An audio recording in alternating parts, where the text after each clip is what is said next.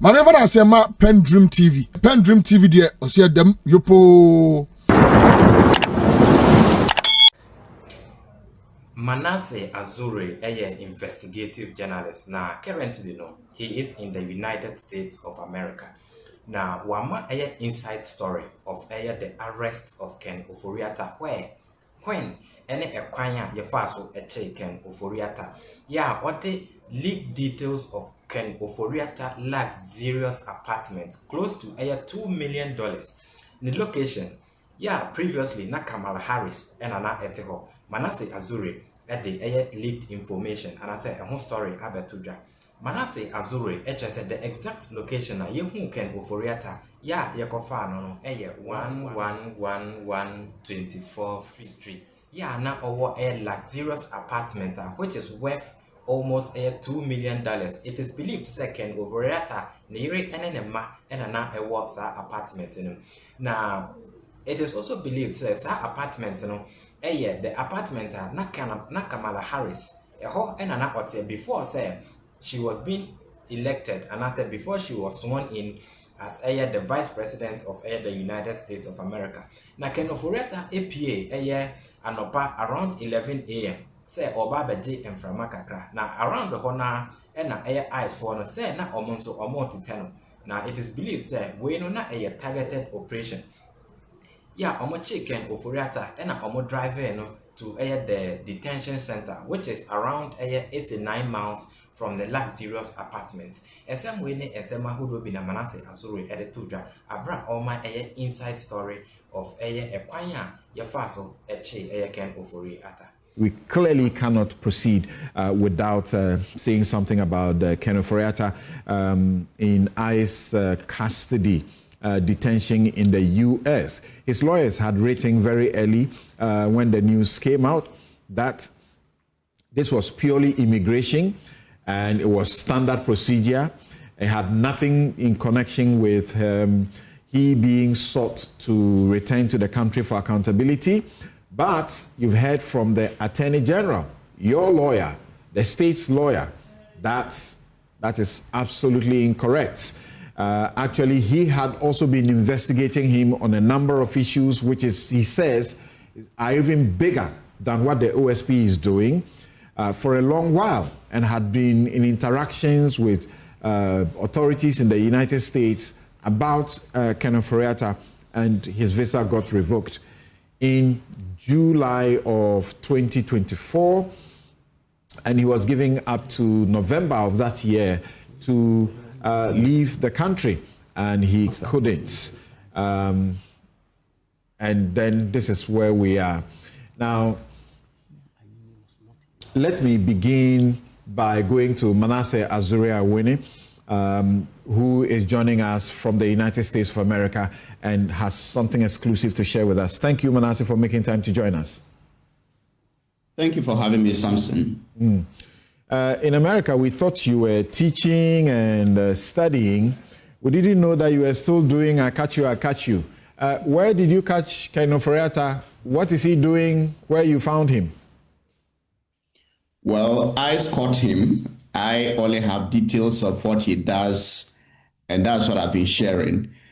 And exact location where he was arrested, according to sources who witnessed the arrest, is in Washington, D.C., 111-124th Street in Washington, D.C.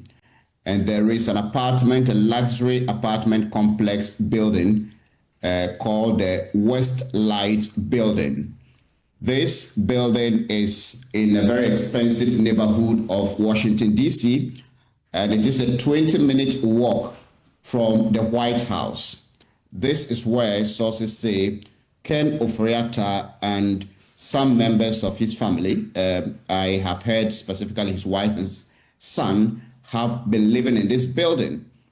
This is the building where Kamala Harris was living prior to her election and swearing in as the vice president of the United States. And Kamala Harris had a 2-bedroom condo in this Westlight building. And when she moved in April 2025, this building was listed on the market and sold for almost $2 million. This is just a 2-bedroom apartment in this building where Ken Ofori-Atta lives. And it was sold for almost $2 million, to be specific, $1.85 million. So this shows that it's a apartment in this luxurious neighborhood. And the information is that on Tuesday morning at about 11 a.m., Ken Ofori-Atta was moving out of this building. And as soon as he stepped outside of this building, the agents of ICE surrounded him, got him into a car, and drove him away to this detention center, the Caroline Detention Center in Virginia, which is about 89 miles from the exact location where he was arrested. And they say that this was like a targeted operation. Sometimes ICE officials or agents raid places and arrest or conduct mass arrest. But everything I'm hearing from sources that were present when Ken was picked up shows that it was a targeted operation. They appear to have come to lay ambush, and as soon as he emerged, they surrounded him, got him into the vehicle, and then drove him away about an hour and a half drive to where he's currently being detained. You heard what the Attorney General had to say about this arrest and detention? Is it the reason given? Yes. About the revocation of the visa? Yes. And the fact that the Attorney General had been investigating him on a completely different issue, not the story that you did, that you and your colleagues did, that the OSP has been investigating and leading to the extradition request. But a lot has been going on the part of the Attorney General in respect of Ken Ofori-Atta, and this arrest and detention, he says, should not be associated with immigration.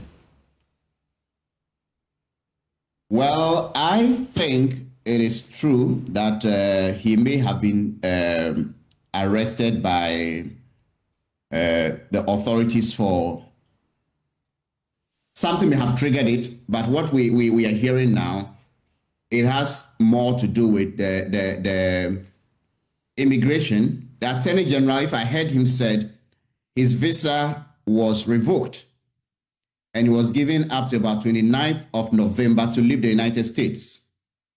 And if he's still there, it is an immigration matter that ICE has moved in to arrest him. Maybe what he may want to imply is that there are more reasons for his arrest than the extradition request, which was based on this current case that is in court. But if you violate your visa status, it is an immigration matter.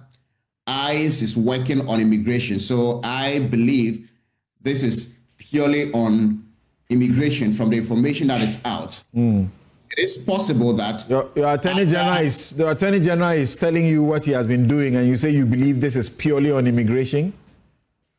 No, I'm not saying what he's been doing is not that he's not been doing any work. He's been investigating him on other matters which are likely to come out. But as we speak, if the Ghana officials of the Ghana Immigration Service moves in to arrest somebody and detains someone for overstaying in Ghana, until somebody gives me any other evidence, I cannot say it is not an immigration matter. I believe this is an immigration matter. That is why ICE and perhaps not the police or FBI and others moved in. So as it is, everything points to the fact that this is an immigration matter. The trigger may have been for the revocation of his license may have been based on something else. Maybe the Attorney General may say, well, this person has done ABC, and American authorities may have moved in to get some prima facie evidence of Ken having committed some crimes, for which reason they may think they should revoke his visa. But once the visa is revoked, triggered by something else, then this arrest and detention, all the facts currently point to the fact that it has to do with immigration. Okay, Manasseh, thank you very much for making time this very early where you are to join us. But you are curious that Ken Ofori-Atta is living in a very plush, luxurious area, right? He's a former finance minister. He's a former finance minister.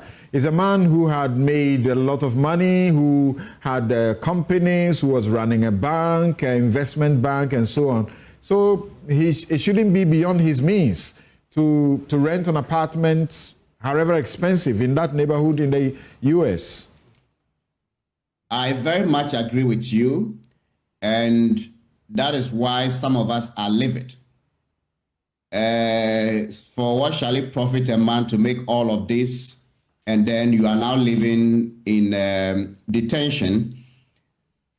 If you've made all that money, you have all that comfort, he should have been minded to think about those who are in this country, people who are dying from hospitals because of the lack of basic equipment.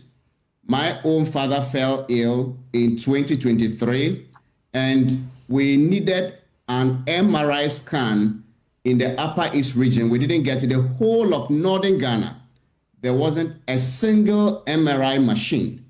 So we had to airlift him to Accra. How is that the fault of Ken Ofori-Atta, finance minister? The finance minister is responsible for distributing our wealth. So the money that should have gone into providing this healthcare equipment, billions were given to deals such as SML. Are you saying that the health ministry or those in charge of the health sector brought this to his attention, that they needed this MRI machine in Tamale or in Boga or somewhere, and he didn't give it? Are we not being unfair to him? Samson, I can understand your devil's advocate, but the reason a lot of children are studying under trees, children are lying on their stomachs to learn, the reason hospitals don't have equipment, the reason we cannot dualize our roads, for which reason they have become death traps, is that we don't have enough money to provide these services. But if we have someone who is presiding over our resources, allocating these billions to some dubious deals, then we cannot say that he and those who manage the economy are not liable for, or they cannot be questioned. Okay. So that if he has to get healthcare, when COVID-19 happened, many people died because there were no beds. I interviewed the Ghana Health Service Director General in my documentary, and he said in the Ashanti region at the heat of the COVID, they had about 40 beds. And he said many people, some people died because they could not get care. In that period, Ken Ofori-Atta was able to fly to the US, get health care, proper treatment, was able to recover and come back. He didn't die like those who died in Ghana for lack of beds. Okay. Thank you. Thank you, Manasseh. Thank you. Continue. Thank you so very much. Thank you so very much. And let's remember once again, let me get Suleimana briefly. What's your comment about Ken Ofori-Atta's predicament? And again, dubious contracts, all of that. We clearly will have to wait for a court to pronounce that he did anything wrong. Yes, Suleimana. Well, absolutely. Yes, Samson. Right. I think that the situation that Ken finds himself is certainly a very sad situation. As you rightly said a while ago, this is somebody that we know even before. A sad situation. Some Ghanaians are celebrating it. You say it's a sad situation? Well, it's a sad situation for him as a person, given his background. And I was saying that we knew Ken Ofori-Atta before the NPP, before Akufo-Addo came to power. Right. We knew about data bank. There are a lot of people who will tell you perhaps the first place they learned about investing money was through Databank, all the products that they had. That's right. And this was the person behind Databank. And so to now find himself in the situation that he's in now is a very, very sad development, I should say. But not only sad, but I think it's also very embarrassing. Embarrassing that a former finance minister who held the portfolio for almost 7 years ends up and then under the, whether to say excuse or the pretext of treatment, now has had to live in someone's country, even under circumstances that he is not permitted to be in there. Oh, why do you say pretext of treatment? You don't believe the medical reports we have all become familiar with, even if it was earlier, that he was really unwell? Well, I cannot say that I don't, or I didn't believe the narrative that was put out there, but I don't want to believe that he's remained in the US because his conditions wouldn't allow for him to be in Ghana. That's what his lawyers say. And well, but with the disclosure of the Attorney General this morning, unless the Attorney General's disclosure has to also be subjected, who should we believe?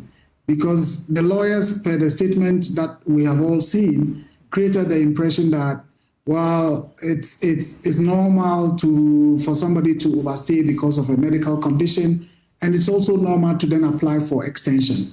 And we are told that the visa that he had was going to expire on February 14. Of course, those of us who have been to the US, you may have a 5-year visa, but on entry, they stamp and give you maybe 90 days or 180 days to stay. Right. So you cannot say because you have a 5-year visa, you go beyond the days that the immigration or the custom officers grant you. So that was the intent that it's not because anything. And now we are being told that the visa was actually revoked 6 months ago. So all this while, is it because of health condition? He cannot fly. His condition said that he cannot fly to Ghana, even if it meant flying to Ghana for all procedures to be undertaken. He has to go back. I'm sure that the prosecutorial powers are not so cruel that indeed, if his condition required that he continuously seek treatment in the US, they'll say, no, once you have come to Ghana, we will keep you will keep here to die. So It's a sad development. But something I want to end by saying that this should be a lesson to everyone who thinks that they've gotten political power. That is their route towards, undue wealth creation or taking advantage of the system to fleece the state. I think this development involving Ken Ofori-Atta must, even though he's not been sentenced. Let me come to Vicky Bright here in the studio. And Vicky, when the Attorney General makes the disclosure that he makes, and he literally puts his credibility on the line, he mentions specific names of former attorney generals or attorneys general in the US. He mentions specific individuals and says that I interacted with these people. We had a conference, virtual conference, and they were seeking assurance from me as the Attorney General for Ghana, whether or not if Ken Ofori-Atta came to Ghana, he will receive, the treatment that is expected. And he gave them all the assurances. Does this change anything for you about Ken Ofori-Atta's predicament? I mean, yes, I was actually quite shocked when I heard that, because obviously his lawyers have been telling us something different. And since they are his lawyers, we kind of took it on face value, even though a few things did not quite add up.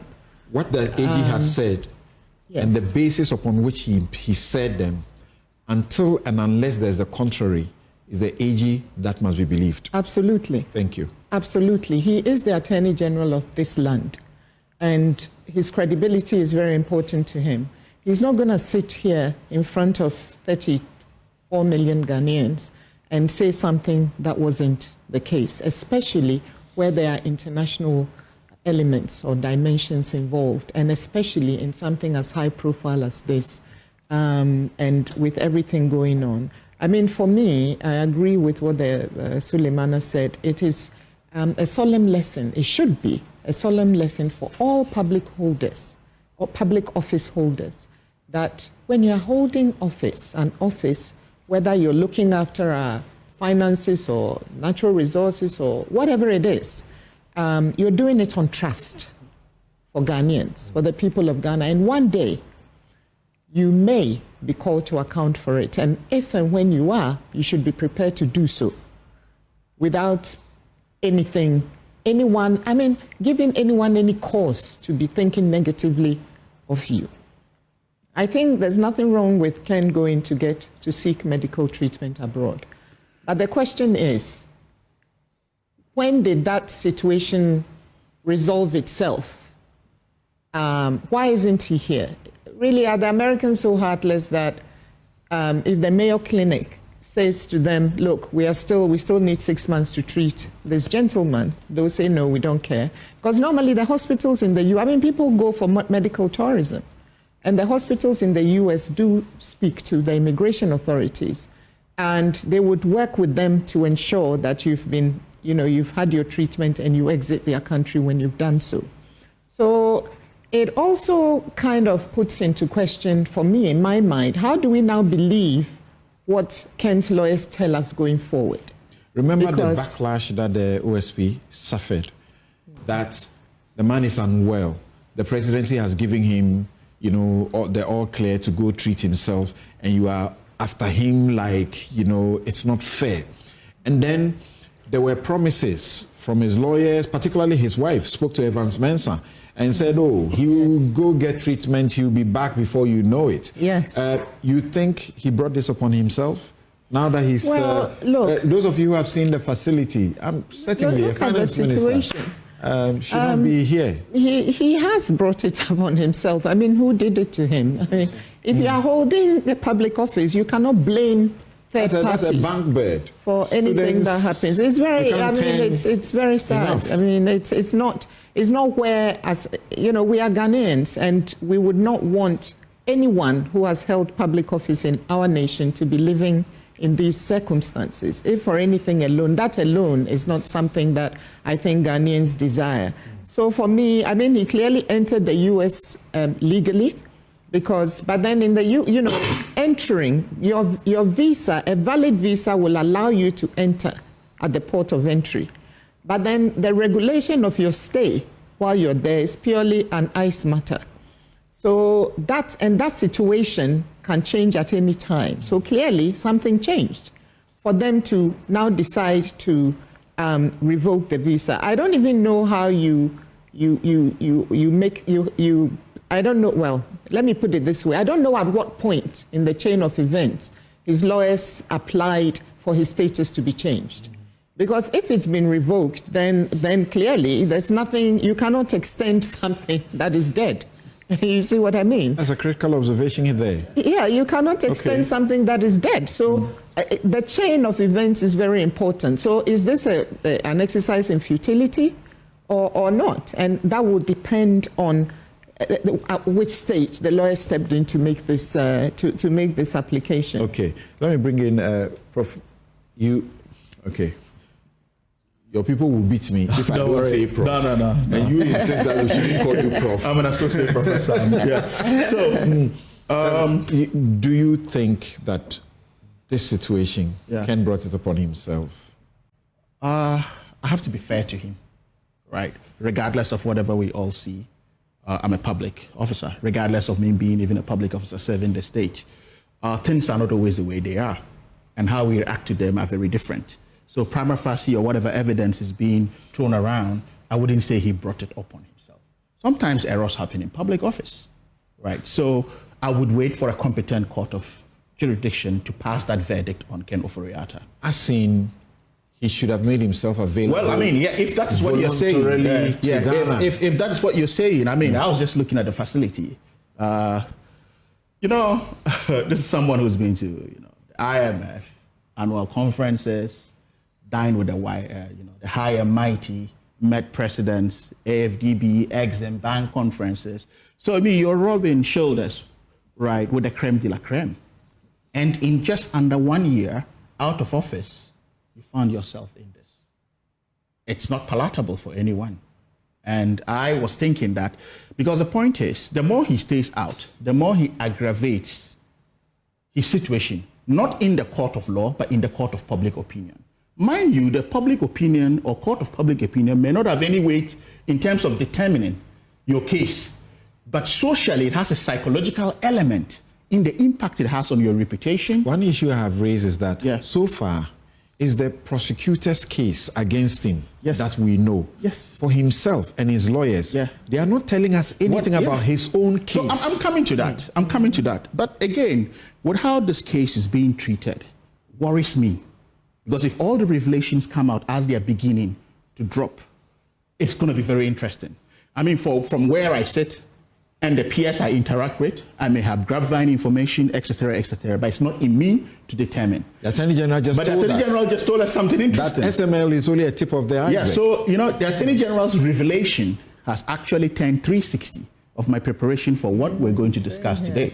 Because, I mean, some of us might have known this, but it's not my mandate to come and say this is what it is. But the Attorney General is enshrined by law, and he speaks for the Office of the Attorney General, so he spoke to it. Clearly, if you look at this case, Samson, when it emerged, the first red herring I saw was Enayat Kasimi as his lawyer. I mean, anyone who follows these international cases whatsoever, I'm not saying they are cast in stone, right? If you want to have a good analysis of it, you profile the lawyer to say, okay, well, XYZ, why did he go for this lawyer? Today, the Attorney General is mentioning the real lawyers. Kasimi was a face. Right? And we opened our media floodgates and allowed him to piss in some of the commentary he passed on this case. I watched it quietly. And I said, okay, well, let's see where this ends. Only today we are being told that ICE has enforced or probably picked him up. Right? A local law firm, ManaseAzure, emerges. Kasimi is nowhere to be found in speaking to this when it's happening in his backyard or jurisdiction. ManaseAzure, I'm not blaming them, they are lawyers. If they're hired by a client, they can do whatever it is. And it's part of the strategy for legal representation in such high-profile cases. Back here, we have always known that ManaseAzure represents... No, it's not about... I'm not blaming anyone. Right. That's what I'm saying. It's a very good law firm. I admire their work. I know what they do, and I know what they are worth. So what I'm saying is that suddenly ManaseAzure emerges. There's silence on the American side of things. And the sketch that is being given to rest is that his visa has 1 month to expiration.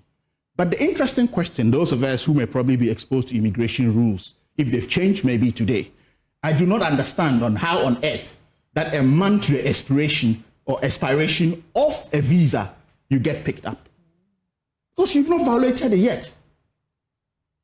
So an ordinary bystander would have said that, oh, is it a legal strategy to get him in so they have 1 month to play with in terms of having an extension? That is, if the Attorney General had not revealed what he had revealed. So the question to ask is, does his lawyer, ManaseAzure, are they aware of the visa revocation? This is something they need to answer after this, because I think he also has, reputational collateral damage to an extent. Or they were not furnished or up to speed or abreast of the issue. Because we all know how these things work. Sometimes your client phones you and you need to do something. So legal strategy, I don't blame lawyers. And we all know that in high-profile fugitive cases, the first strategy is medical. And with medical, it always sticks because the doctor will find something, regardless of how right or wrong you are. And depending on how high profile it is, then it goes on and on. Which is why I pity my two brothers, my elder brother and my friend Shremsai, Moses. Being honored by being asked to serve the citizen, of the land. Trust. Yes, if you get that opportunity, it is important that you approach the exercise of that opportunity with some trepidation. You serve and take note that do things in anticipation of what is likely to happen to you tomorrow when you are not in office. And so you are not looking at what is happening today. Be thinking about tomorrow when your government is not in power to be able to protect you. The man was being demonstrated against his own members of parliament. There were people within his own party who were asking that he be kicked out. But the powers that be protected him. But today, your party is not in power. And then they said, come and account. And I don't think that the authorities in Ghana now are that inhumane. I don't think that they would subject him to torture or they would do things that would violate his human life. He should just come. So you are and concerned. answer. You are concerned that these heavy lawyers, including former Attorney General in the US, will call your Attorney General and say, guarantee us that he will not be mistreated. I am very concerned about that because it was said here, there have been other people who have been held before the investigative committees. One to me has gone there.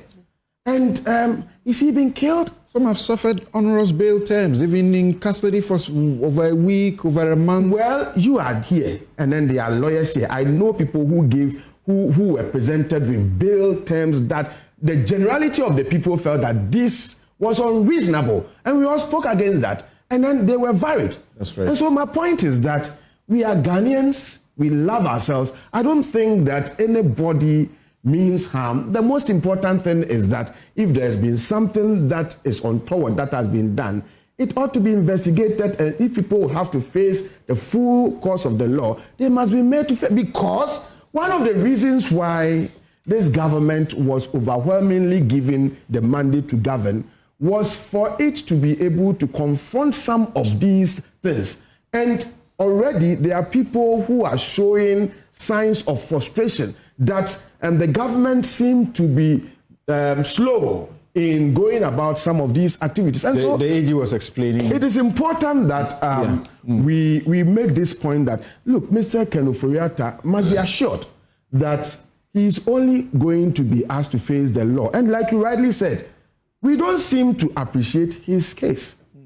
He's not articulating his case. And so then you also give room for people to get certain speculations deep in their psyche. Maybe you have reasons for doing what you did. Come and explain. If it is right, the law will take its course. If it's not right, you suffer. I don't think this is a big deal. We are not happy seeing how he's being treated. Whether you like it or not, he's a Ghanaian. The fantasy say that see, if you are at loggerheads with your mother's son, okay, and he goes to fight, they carry him, they put him like wrestling. You feel that. So we are not so happy about the way a Ghanaian is being treated. Beyond the assurances that the AG has given to his lawyers in the US, Kofi Bentil has said that the public's mind has been so poisoned against him that he's not safe on the streets of Accra. What do you say? Well, it is. See, what is perpetuating or what is festering that is his own decision to stay away. The more you stay away, the more the narrative goes a certain way that poisons, the public's mind. But the point is that if he decides to come, wouldn't he be given a police escort if we know, we can anticipate that some people may want to take the law into their own hands to be attacking him?